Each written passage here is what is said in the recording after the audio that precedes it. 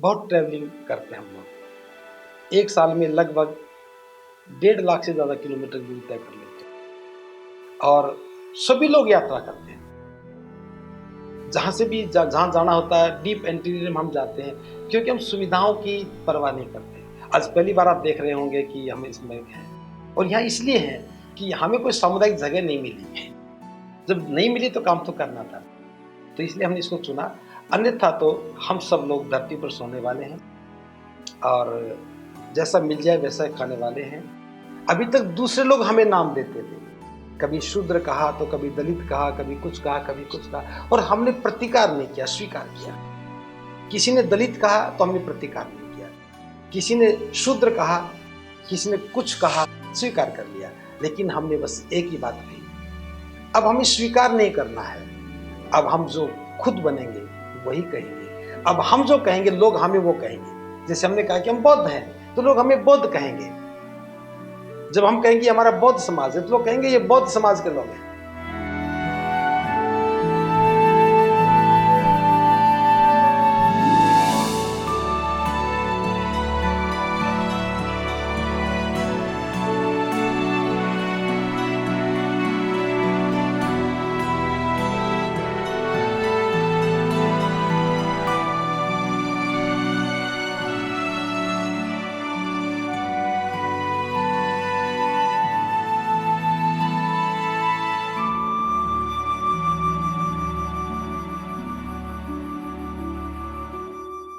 आवाज India TV में आपका स्वागत है। इस वक्त हम जयपुर में हैं और हमारे साथ पूज्य भंते डॉक्टर करुणाशील राहुल महाथेरो जी हैं। भंते जी, आपका बहुत बहुत स्वागत। जयपुर में 2 दिवसीय बौद्ध संहिता प्रारूप सम्मेलन का आयोजन किया गया था और बहुत ही शानदार और सफल ऐसा ये आयोजन रहा। और पहली बार हमने देखा कि भंते जी के नेतृत्व में लगभग 16 से 18 राज्यों से लोग यहाँ पे आए थे। हजारों लोग सम्मिलित हुए और सभी एक बहुत ही डिसिप्लिन के साथ में ये प्रोग्राम संपन्न हुआ। सभी लोग श्वेत वस्त्र परिधान करके थे। पूरी तरह से शिस्तबद्ध तरीके से ये कार्यक्रम पहली बार इस तरह का आयोजन शायद हमने देखा हो। उसके लिए भंते जी का बहुत बहुत साधुवाद कि उन्होंने एक दिशा देने का काम इस समाज को किया है और एक बेहतर कल के लिए एक अच्छे प्रबुद्ध भारत के निर्माण में भंते जी का हमेशा योगदान रहा है। भंते जी, आपका बहुत बहुत स्वागत है। पहला मेरा सवाल ये है कि जिस तरह से आपने ये जयपुर की धरती पर आयोजन किया और उत्तर भारत में ये कारवां निरंतर आपके नेतृत्व में आगे बढ़ रहा है। वैसे तो भारत के सभी राज्यों से लोग आपके पास तक पहुंचते हैं।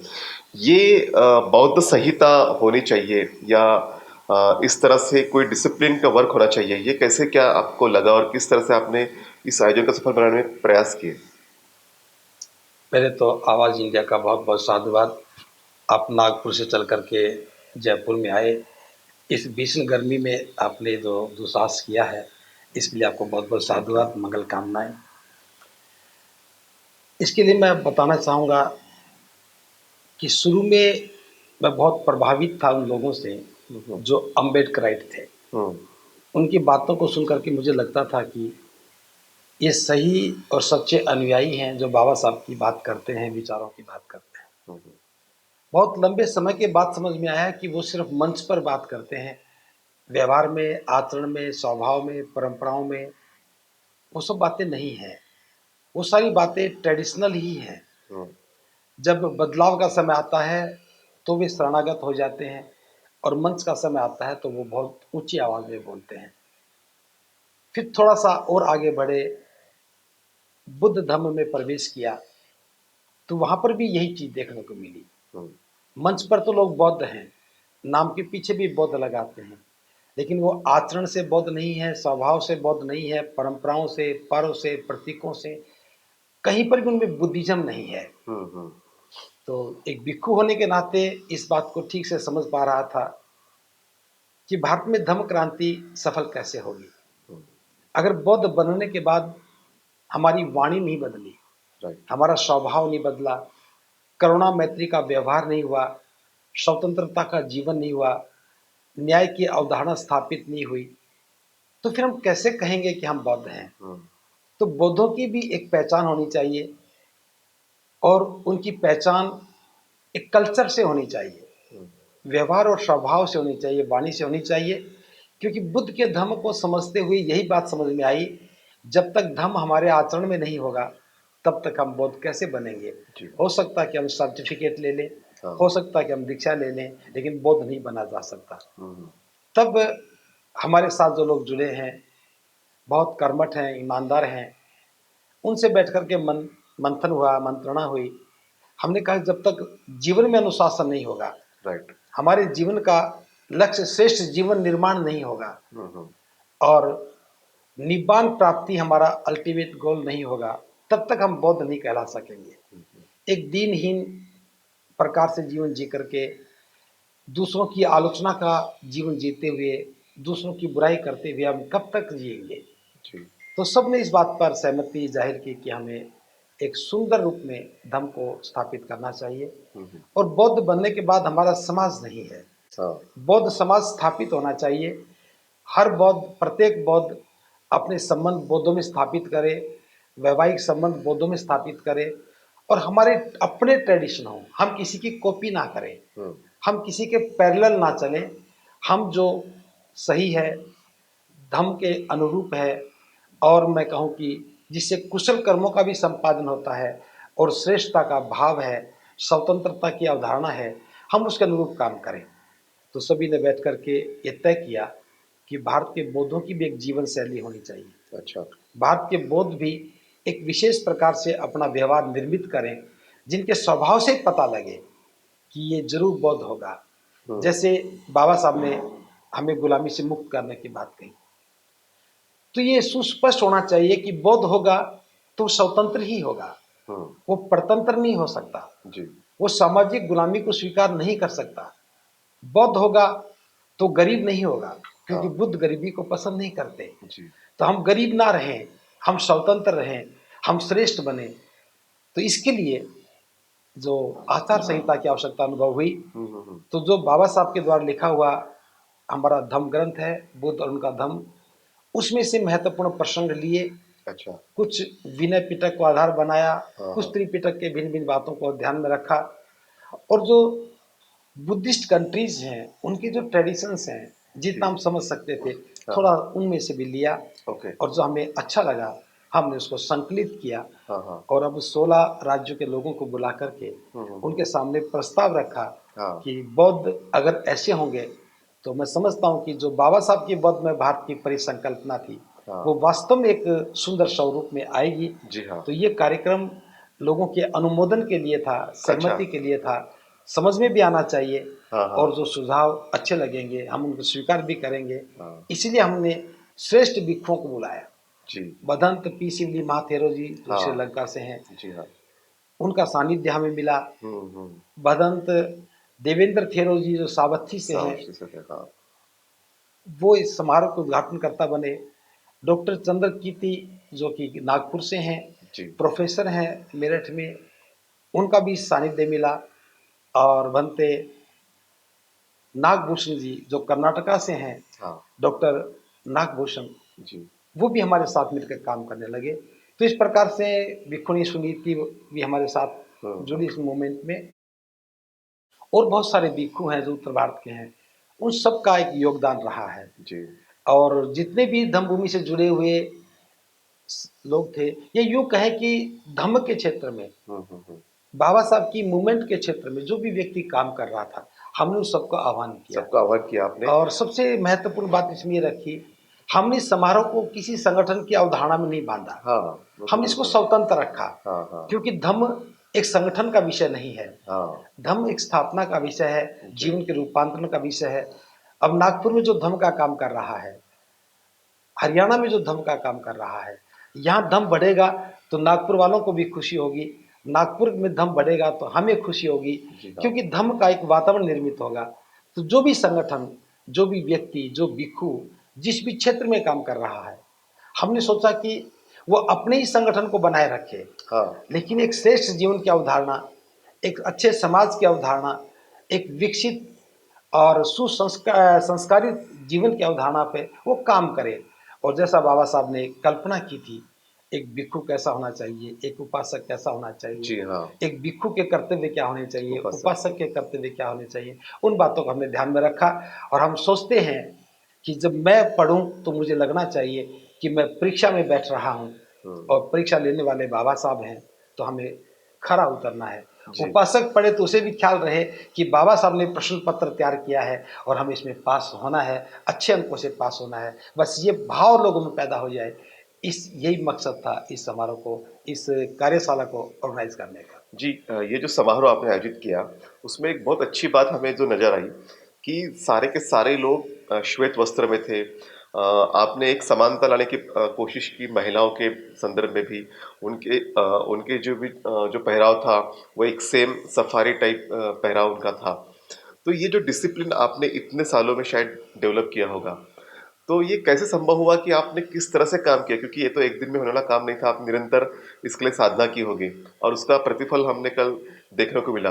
मैं भंते शिवले जी से बात कर रहा था, तो वो भी कह रहे थे कि शायद मैंने श्रीलंका में या थाईलैंड में इस तरह के आयोजन देखे थे। ये पहली बार ऐसा आयोजन देखा कि जहाँ इतने डिसिप्लिन में लोग थे और सभी के सभी श्वेत वस्त्र पहन के 2 दिन तक निरंतर धम्म को श्रवण कर रहे थे। देखिए, इसमें कोई संदेह नहीं कि किसी बात को स्थापित होने में बहुत समय लगता है। जी।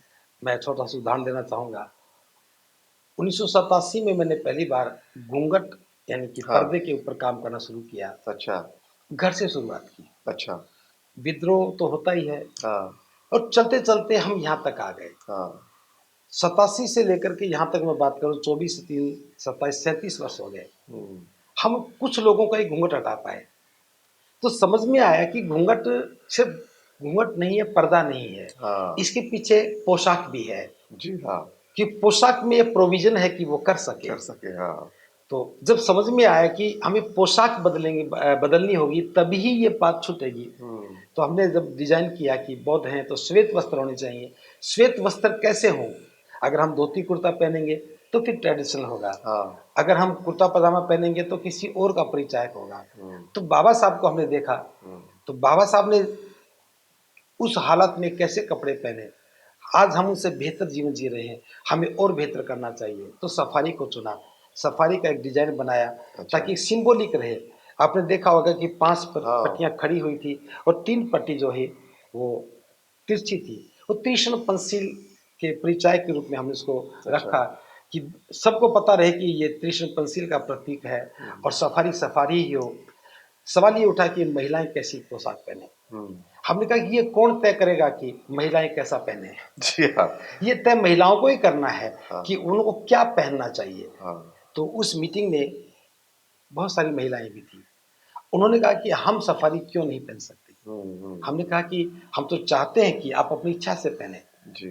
तो कोई एक उपासक जो हमारी टीम का ही सदस्य थे, वो सफारी सिलवा करके ले आए थे। उन्होंने पहन के बताया, देखो मैं कैसा लगता हूँ।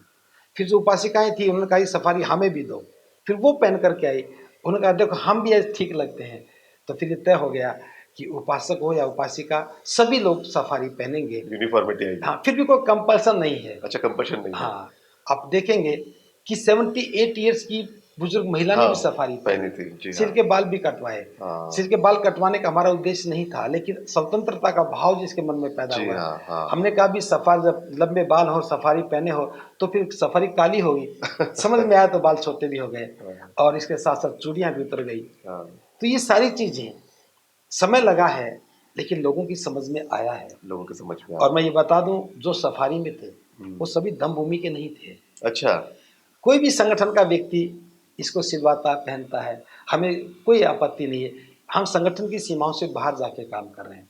और सबसे अच्छी बात मुझे लगी, पूरे देश के लोगों ने इस बात को स्वीकार किया है कि हम बड़े लक्ष्य के लिए अगर काम करना चाहते हैं, तो संगठन छोटा लक्ष्य है, इससे ऊपर उठना ही चाहिए। इससे ऊपर उठना चाहिए। और बाबा साहब ने भी कहा था, low aim is a crime. Yes. कम से कम हम तो इस अपराध को ना करें।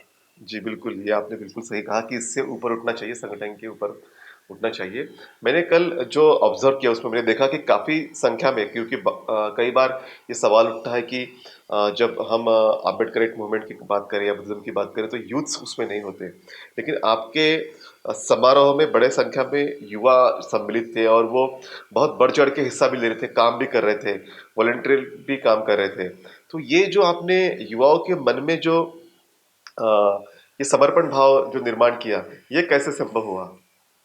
देखो, वैसे तो मुझे नहीं पता कैसे हुआ, लेकिन एक बात तो मैं कहता हूँ, इसमें एक भूमिका ये भी है कि मैं बूढ़ा नहीं हुआ।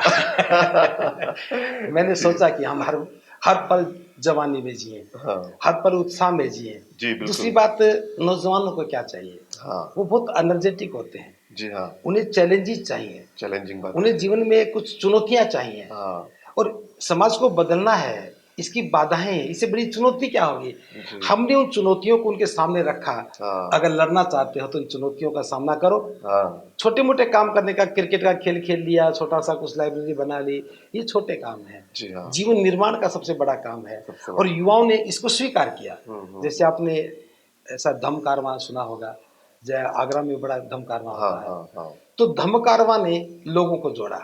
उसमें अच्छा। वो नाचते भी हैं, उत्साहित भी होते हैं। हाँ हाँ और हजारों लोग जब साथ चलते हैं हाँ हाँ। तो बहुत बड़ा जो उत्साह का संचार होता है। उसी उत्साह ने युवाओं को हमारे साथ जोड़ा। हम्म। और मैं आपको बता दूं, धम्म भूमि के आंदोलन में एक भी बुजुर्ग नहीं है। उम्र भले ही बहुत ज्यादा 90 वर्ष हो, लेकिन वो लेकिन वो युवा ही है। बुजुर्ग नहीं है, वो युवा ही है। और ये बात, कौन सा काम कौन करेगा ये कहना नहीं पड़ता। बस हाँ एक बार बात करते हैं, इस काम को कौन करेगा, और इसको मैं करूंगा, इसको मैं करूंगा। जैसे यहाँ जो कार्यक्रम हुआ, हाँ। हमने 14 को ही ड्यूटियां दे दी थी। अच्छा। 14 से पहले हमने तय कर लिया था कि किसको क्या काम करना है। जी हाँ 14 को आके बता दिया। हाँ। मात्र 20 मिनट का एक संबोधन था। अच्छा। उसके बाद हमें कुछ नहीं पता, सारा काम उन सब लोगों ने अपने आप किया। तो ये युवाओं को एक समझ में आ गया कि जीवन निर्माण का काम ये हाँ छोटा काम नहीं है। समारोह आयोजित करना कोई बड़ा काम कोई नहीं बड़ा है। काम नहीं, बिल्कुल। खाना खिलाने का काम तो वेटर भी करते हैं, हाँ डेकोरेशन का काम तो वेटर भी करते हैं, जी हाँ लेकिन जीवन को डेकोरेट करना है, ये हाँ काम एक शिल्पकार का है। तो हमने युवाओं को कहा कि अब ये शिल्प का काम है, ये तराशने का काम है, ये जिम्मेदारी का काम है, ये आपको करना है। तो मैं समझता हूँ हम युवा होने का बोध अपने अंदर करते रहे, और वो युवा थे ही, ठीक एक है। अच्छा सामंजस्य बना, ये काम हुआ। एक और बात मैंने जो देखी आपके संदर्भ में कि आपको चैलेंजेस बहुत अच्छे पसंद है और आप सहज काम नहीं करना चाहते, जो चैलेंजिंग काम है वही आपको ज्यादा पसंद है। तो इतने सालों में क्या यही बात आपने शायद ज्यादा समझी है कि चैलेंजेस को एक्सेप्ट करना चाहिए, और ऐसा ऐसे जगह जगह पे जाके आपने काम किया है कि जहाँ कोई उम्मीद नहीं थी कि यहाँ का क्योंकि मैं कल कुछ लोगों से बातचीत कर रहा था तो मुझे एक पाकिस्तान बॉर्डर से आया हुआ एक शख्स बीकानेर से आया हुआ मिला, और वो कह रहा था कि भंते जी ने मेरे जीवन को बदल दिया, और आपके बारे में काफी वो उत्साहित थे बताने में। तो ये इस तरह का जो बदलाव आपने किया और बहुत ही रिमोट एरियाज में जाके किया, विशेषतः ग्रामीण क्षेत्र में जाके आपने किया, तो इसके बारे में जरा बताइए। देखिए, अपनी तारीफ करना नहीं, मैं तारीफ की बात नहीं कर रहा बुरा क्योंकि ये लगता हमने देखा है है। मैं स्वयं। बताता हूँ, हाँ मैंने कुछ नहीं किया। बाबा साहब के जीवन का जो गुण मुझे अच्छा लगा, बस हाँ मैंने उस पर मनन किया। जैसे बाबा साहब ने कहा कि मैं इसलिए जाग रहा हूँ कि मेरा समाज सो रहा है। तो इस बात को देख करके, समझ करके पता लगा कि बाबा साहब तो चले गए, हम्म, अब कौन जागेगा। जी अब जो जागेगा उसे कुछ करना भी होगा। जी हाँ तो पहला काम तो हमने जागना शुरू किया। हाँ हमारी टीम रात को 2 बजे तक जागती है और सुबह 5 बजे बाद सोती नहीं है। अच्छा ये भी कंडीशन है, हाँ 5 बजे के बाद सोना नहीं है और 2 बजे तक जागना है। हाँ कुछ लोग सो लेते हैं, लेकिन जिनकी समझ में आ गया वो जी हाँ जागते हैं। अब जागेंगे तो क्या करेंगे, कुछ हम्म, करना है। कुछ करना है। तो हमने घूमना शुरू किया। हम्म। बहुत ट्रैवलिंग करते हैं हम लोग। एक साल में लगभग 1.5 लाख से ज़्यादा किलोमीटर की दूरी तय कर लेते हैं। अच्छा और सभी लोग यात्रा करते हैं, हाँ जहाँ से भी जहाँ जाना होता है, डीप इंटीरियर में हम जाते हैं, क्योंकि हम सुविधाओं की परवाह नहीं करते। आज पहली बार आप देख रहे होंगे कि हम इसमें हैं, हाँ और यहाँ इसलिए हैं कि हमें कोई सामुदायिक जगह नहीं मिली। जी जी जब नहीं मिली तो काम तो करना था, ये बिल्कुल तो इसलिए हमने इसको चुना। अन्यथा तो हम सब लोग धरती पर सोने वाले हैं, हाँ और जैसा मिल जाए वैसा ही खाने वाले हैं। जी हाँ और यात्रा इसलिए करते हैं कि सिटीज में तो हर कोई काम कर रहा है। हम्म, गांव से, देहात से निकल के सिटी में आ गया वो जानता है, लेकिन जो गांव में है, दूर जी दराज हाँ में है, जी हाँ उसको कौन बताएगा। हाँ इसलिए हमने राजस्थान को चुना, रेगिस्तान को चुना, गुजरात को चुना। हाँ अब दूर तक हम जा रहे हैं, तो सीमाएं नहीं है हमारी काम करने की। और जी इसका हाँ कारण ये भी है, हमारे यहाँ 850 लोगों ने रजिस्ट्रेशन करवाया, अच्छा और लास्ट में आते आते यहाँ नहीं, बात 1500 लोग इकट्ठे जी हो हाँ गए। हमने कहा कि जिनकी रजिस्ट्रेशन नहीं उनको भी अलाउ करो, जो दूर से चल के क्योंकि आया दूर है दूर से आए थे, जी हाँ उनको मैंने कैसे देखा मना है। किया जा सकता है। हाँ तो ये जो चलते रहने का भाव है, हाँ बाबा साहब की प्रेरणा है, फिर उस काम को कौन करेगा? जी अगर आराम करने लगेंगे तो आराम का तो कोई सीमा ही नहीं, कितने घंटे आराम करेंगे? जी हाँ काम करते हुए भी आराम लगता है। हाँ हाँ दूसरी बात, काम करने के बाद जो ऊर्जा मिलती है जी हाँ वो फिर आगे बढ़ने के लिए आगे प्रेरित बढ़ने के लिए करती प्रोत्साहित करती है। है। और ये बात आपने सच कही कि जब चैलेंजेस नहीं हो, हाँ हमें लगता है कि हमने काम नहीं किया है।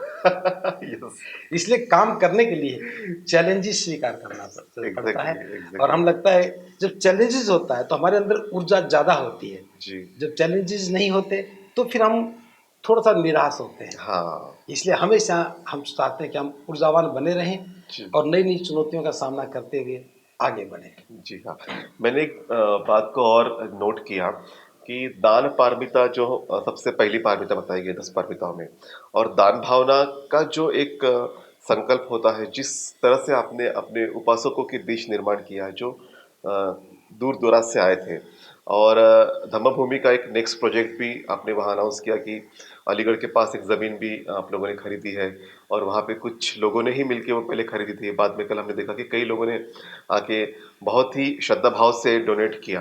तो ये जो दान पारमिता लोगों के अंदर निर्माण करने का भी एक बहुत अच्छा कार्य आप कर रहे हैं, और धम्मभूमि का नेक्स्ट प्रोजेक्ट क्या है वहाँ पर?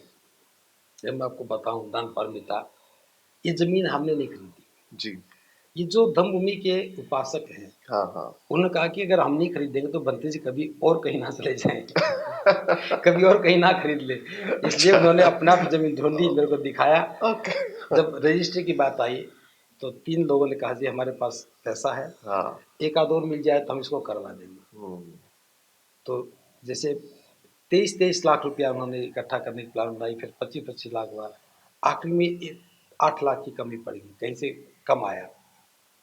तो एक जो सबसे ज़्यादा उम्र के थे, उनका जी कहाँ ढूंढोगे, मैं ही हाँ 30 लाख देता हूँ। जी तो रजिस्ट्री होने के बाद उन सबको कह रहे हैं कि देखो मैंने तो ज़िंदगी का अपना काम कर दिया, अब मुझे पैसा नहीं भी मिलेगा तो कम से क्या कम मैं बात ये है, कह सकूंगा कि मैं धम्मभूमि के कुछ काम आ सका। बहुत ही अच्छा। यानी पैसा खर्च करने के बाद भी उन्हें ये लगा कि एक हाँ बड़ा काम हो गया। और जब ये बात लोगों को पता लगी तो आप देख रहे हैं, कल सुबह ही मेरे पास वो दंपति आया हाँ कि बनते जी हम कुछ करना चाहते हैं। हाँ उन्होंने ज़मीन दान करने की बात की थी, वो ज़मीन को मैंने कहा भी ये ज़मीन हमारे काम नहीं आएगी, ज़मीन हाँ अच्छी थी लेकिन हमारे अप्रोच में नहीं थी। जी तो कहा कि अगर ज़मीन आप नहीं लेते हो तो मैं 10 लाख रुपया इसमें दे दूंगा। हाँ अब ये भाव है कि निर्माण होना चाहिए, यस और मैं किसी को बताने के लिए वहां खड़ा किया और लोग स्वतः तैयार हो गए। हाँ तो यहाँ दान पारमिता बेसिकली उनको ये लगता है कि जब संस्थान बनता है, वो संस्थान गतिशील रहता है, जी हाँ तो वहां से जीवन निर्माण होता है, हम्म, इसमें उनका भी कल्याण है। हाँ अब अलीगढ़ में जो बुद्ध विहार बना, उससे लोगों का कितना जीवन बदला। जब उसको वो देखते हैं, अनुभव करते हैं, तो लगता है कि पैसा तो कुछ भी नहीं है, कुछ भी नहीं है आज है एग्जैक्टली। कल खत्म हो जाएगा। हाँ ऐसे ही आगरा में लोगों को लगता है कि पैसा कुछ भी नहीं है। तो ये निर्माण और जमीन खरीदना, दान, अभी सारा आयोजन हुआ, हमने किसी से पैसा नहीं मांगा, जी, सबने स्वतः ही दिया। तो सवाल ये है, अगर वो आपके व्यक्तिमत्व का भी असर है। नहीं, कार्यक्रम में लक्ष्य स्पष्ट है। हाँ दूसरी बात, हम अपने लिए क्या कर रहे हैं। जी हाँ, ये अब सबसे अलीगढ़ में बनेगा तो अलीगढ़ में रहेगा, हाँ पलवल में बना वो पलवल में है, हाँ आगे यहाँ जयपुर में बनेगा जयपुर में रहेगा। अब देखिए, मैं छोटा सा एक उदाहरण देना चाहता हूँ जो अब जिंदगी में मैंने सीखा है। हम्म, जैसे हम इस रूम में बैठे हैं, जितनी देर आप इस कुर्सी पर बैठे हो इतनी देर ये आपकी है, हाँ जितनी देर इस रूम में, ये रूम अपना है, जी, यहाँ से निकलने के बाद किसी और का होगा। किसी और का। बस यही तो जीवन है। यही जीवन है, बहुत ही हम संक्षेप में परमानेंट बना आपने। के क्यों बैठ जाएं। जी हाँ अब देखिए, भिक्खू घर छोड़ता है हम्म, लेकिन वो रहता तो घर में ही है ना, जी हाँ एक विहार में रहता है। हाँ, हम एक ही विहार बना करके सारी उम्र उसमें रह जाएं तो घर में विहार में अंतर क्या हुआ। कुछ नहीं होगा। तो हम तो सोचते हैं कि प्रति पर हमारे पास एक नया विहार हो, जी हाँ प्रति पर हमारे पास एक नया ठिकाना हो, हर रोज बैठने की नई कुर्सी हो, हर रोज चलने के लिए अलग साधन हो। जी हाँ अब जिस रेल में हम बैठ के चलते हैं, जितनी घंटे की यात्रा है उतनी देर तक के लिए तो वो अपना ही है। हाँ अब मान लो एयर से चलना पड़ा, हाँ अब हवाई जहाज कितने करोड़ का आता मुझे नहीं पता, लेकिन जब हम यात्रा करते थे उस समय वो जहाज हमारा ही होता है। जी तो उससे उतरने के बाद जिसका है उसका रहेगा। हाँ तो बस ये भाव मन में रहा। और इसी भाव से अटैचमेंट नहीं है कोई। लगा कि लोगों को लगता है हम्म, कि जो बन रहा है वो हमारा है, या बनते जी का कहाँ। हम्म, तो बस ये भाव है और लोगों ने इस बात को स्वीकार किया, हमें भी बड़ा आनंद आता है। जी। तो अभी धम्मभूमि का जो नेक्स्ट आपने अनाउंस भी किया कि अक्टूबर में एक बड़ा आयोजन होने वाला है। तो नेक्स्ट आपने क्या सोचा है कि जैसा कि आप आचार संहिता निर्माण करने की बात कही थी, उसको भी आप इम्प्लीमेंट करने वाले हैं। तो आने वाले दिनों में हम क्या बदलाव देख पाएंगे? देखिए, जो आपने यहाँ कार्यक्रम देखा है, हाँ। हम ऐसे ऐसे कार्यक्रम कई राज्यों में करेंगे अच्छा। और खासतौर से बिहार में करेंगे, कर्नाटका में करेंगे, हाँ, हाँ। गुजरात में करेंगे, पंजाब, हरियाणा में है, हरियाणा तो होते रहते हैं, हाँ। उत्तर प्रदेश में भी अलग अलग जगह करेंगे, मध्य प्रदेश में करेंगे और ये करते करते हम उस आचार संहिता को अंतिम रूप दे देंगे। जी हाँ। वैसे तो हमने ऑलमोस्ट अंतिम रूप दे रखा है, हाँ। लेकिन कुछ संशोधन है, उनको करते रहेंगे। लोगों से फीडबैक भी आप ले रहे थे। अक्टूबर के महीने में हाँ। हम इसकी 1 लाख प्रतियां प्रिंट करवाएंगे अच्छा। और कई भाषाओं में करवाएंगे, ओके। मराठी में, गुजराती में, तेलुगु, कन्नड़ में, हम्म, जहाँ जहाँ हमारा थोड़ा काम है वहाँ सब के लिए करवाएंगे। और 27 अक्टूबर को हमने दिन चुना है, जी। उस दिन 5 लाख लोगों को इकट्ठा करने की योजना, वो जयपुर में चुना था। अच्छा। लेकिन मैं आपको बता दूं, अभी तय नहीं किया है, जी, शायद जी। हो सकता है अलीगढ़ में जो जमीन खरीदी है वो कार्यक्रम वहाँ शिफ्ट कर दें। हम्म, तो 5 लाख लोगों को इकट्ठा करेंगे, बौद्ध लोगों को, अच्छा। और बौद्ध लोगों की मौजूदगी में बौद्ध समाज की घोषणा करेंगे हम्म, कि अब हमारा बौद्ध समाज बन गया, हम हम्म, बुद्धिस्ट हैं, हम्म, हमारा समाज भी बौद्धों का समाज है। उसी में ही इस आचार संहिता को जारी करेंगे ओके। और पूरा समाज इसको स्वीकार करेगा, हम सबको बांटेंगे हम्म, और घर घर में जाएगी तो उन्हें पढ़ना होगा कि इसमें हमें क्या करना चाहिए, क्या करना चाहिए। जी। तो जो बात हम आज थोड़े लोगों बता रहे हैं वो घर घर में जाएगी। तो हम्म, हमारा मकसद यही है कि एक बड़े कार्यक्रम के दौरान जी। हम लोगों को उत्साहित करके, हाँ। उनको एक लक्ष्य दिखा करके, जीवन निर्माण का महत्व बता करके, समाज का क्या महत्व होता है ये बता करके, बाबा साहब की बौद्ध में भारत की परिसंकल्पना में इस आचार संहिता का कितना महत्वपूर्ण योगदान है ये बता करके। अभी तक दूसरे लोग हमें नाम देते थे, मैं एक बात हम्म, विशेष बताना हम्म, चाहूँगा, हम्म, अभी तक दूसरे लोग हमें नाम देते थे, हम्म, कभी शूद्र कहा तो कभी दलित कहा, कभी कुछ कहा, कभी कुछ कहा, और हमने प्रतिकार नहीं किया, स्वीकार किया। स्वीकार किया। हाँ। किसी ने दलित कहा तो हमने प्रतिकार नहीं किया, हम्म, किसी ने शूद्र कहा, किसी ने कुछ कहा, स्वीकार कर लिया। लेकिन हमने बस एक ही बात कही, अब हमें स्वीकार नहीं करना है, अब हम जो खुद बनेंगे वही कहेंगे। अब हम जो कहेंगे लोग हमें वो कहेंगे। जैसे हमने कहा कि हम बौद्ध हैं तो लोग हमें बौद्ध कहेंगे, जब हम कहेंगे हमारा बौद्ध समाज है तो लोग कहेंगे ये बौद्ध समाज के लोग हैं। तो अब हम अपने आप को जो कहेंगे लोग वो कहें, ये हमारा लक्ष्य है। अब बहुत हो लिया कि लोग हमें नाम दें और हम उस नाम को से पहचाने जाएं। अब हम कहेंगे अपनी कि ये पहचान हमारा स्वयं नाम है, बनाएंगे। हमारी ये पहचान होनी चाहिए। जी। बस ये भाव था, इसी भाव के लिए हम काम कर रहे हैं। जी भंते जी, बहुत अच्छा लगा आपसे बातचीत करके और आप में निरंतरता का जो भाव है, जो प्रैक्टिकली आप इतना वर्क करते हैं और जैसा आपने कहा कि हर साल लगभग 1.5 लाख किलोमीटर की यात्रा तय करते हैं, तो मुझे लगता है अपने आप में ये बहुत बड़ा भंते जी का श्रेष्ठ योगदान है। और जो जो लोग इस इंटरव्यू को देख रहे हैं, चाहे वो भिक्षु हो या चाहे उपासक हो, भंते जी से हम कई प्रेरणाएं ले सकते हैं कि निरंतरता उनमें काफी है, वे कभी थकते नहीं हैं। और भंते जी को चैलेंजेस काफी पसंद है। और जिस तरह से अभी भंते जी ने बताया कि 5 लाख लोगों के समक्ष वो प्रोग्राम हम करेंगे, तो भंते जी मैं अंतिमता यही सवाल मेरा आपसे ये रहेगा कि जितने भी लोग आपको देख रहे हैं और जो एक प्रबुद्ध भारत के निर्माण का आपने एक संकल्प किया है, जिस रास्ते पे आप चल पड़े हैं, ये रास्ते में कई मुश्किलें आती होगी, कई कठिनाइयां आती होगी, फिर भी आप निरंतर लगे हुए हैं। तो हमारे दर्शकों के लिए क्या संदेश होगा? देखिए, मैं तो ये कहूँगा, जीवन निर्माण हमारा अपना विषय है। मेरा जीवन श्रेष्ठ बने हाँ। तो मैं इसमें किसी से प्रतिस्पर्धा क्यों करूं? जी। मेरे अंदर अच्छे गुण पैदा हों, इसमें मैं किसी बुरे आदमी से प्रतिस्पर्धा क्यों करूं? हम्म। किसी व्यक्ति को बुरा दे करके मैं उसे बुरा क्यों कहूं? जी हाँ। तो हमारे सामने एक लक्ष्य है और मैं आपको सुस्पष्ट करना चाहता हूं कि मेरे जीवन का कोई उद्देश्य नहीं है। मैं तो सिर्फ इतना ही है कि जो उद्देश्य बाबा साहब का था, उस उद्देश्य की पूर्ति में अपनी छोटी सी भूमिका अदा कर सके। कि बाबा साहब के उद्देश्य को पूरा करने का ना तो अपने अंदर सामर्थ्य है और ना ही है हमारी इतनी बड़ी इच्छा शक्ति है। बस इतना है, जितना समझ में आए उतना हम अपनी भूमिका को ईमानदारी से निभाएं, शेष काम और लोग भी करेंगे। और ये मेरा नहीं, सबकी जिम्मेदारी है। अगर हम अपने महापुरुषों के लक्ष्य को ही ठीक से समझ लें और उसे अपना ही लक्ष्य मान लें, जी। तो मैं समझता हूँ कि कुछ ज़्यादा करने की ज़रूरत नहीं होती। अभी तक देश में सिर्फ प्रतिक्रियाएं कर रहे थे, अब क्रिया करने का समय आया है। और हमने सभी उपासकों को, उपासिकाओं को यही सिखाया है, किसी पर प्रतिक्रिया मत करो, बस अपनी क्रिया करो। जी। रिएक्शन करके हम दूसरे के काम को अनुमोदन या नकारते हैं, एक्शन में हम अपना काम करते हैं। तो हम एक्शन में हैं और एक्शन में रहना चाहते हैं। क्रियाशीलता के साथ ही जीवन गतिशील होता है, ये समझते हुए हम इस काम को कर रहे हैं।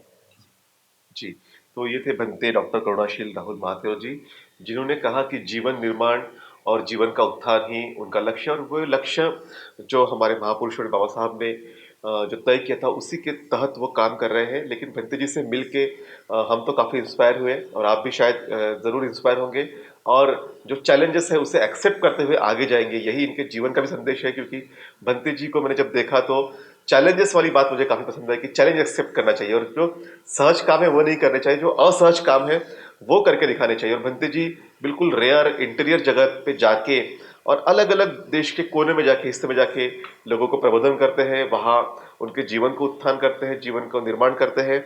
और हमारी जो धारा है संतों की, हमारे महानायकों की, उस धारा को प्रभावित करने का काम निरंतर बनते जी करते हैं।